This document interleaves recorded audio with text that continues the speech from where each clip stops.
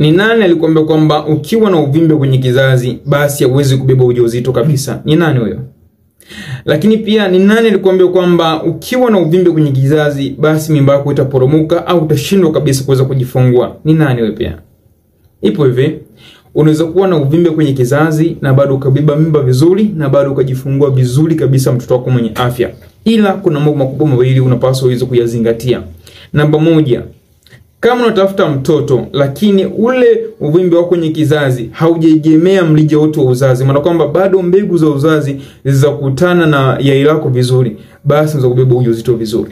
Lakini kama ule uvimbe umeegemea mlija wako wa uzazi, maana kwamba unazuia mbegu za mwanaume wako kukutana na yai lako, basi hapo huwezi kupata ujauzito mpaka uvimbe uweze kuondolewa.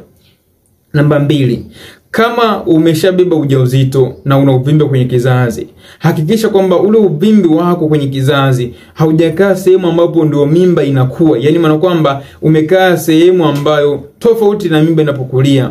Kama umekaa katika sehemu ambapo mimba inakuwa pale, maana kwamba ile mimba itaathiriwa na ule uvimbe, kwa sababu kuna mizizi baadhi ya mimba itashindwa kukua vizuri kutokana na ule uvimbe. Lakini kama ule uvimbe umekaa pembeni kabisa na pale mimba hapo inakulia, basi utajifungua salama mtoto wako na atakuwa na afya njema kabisa.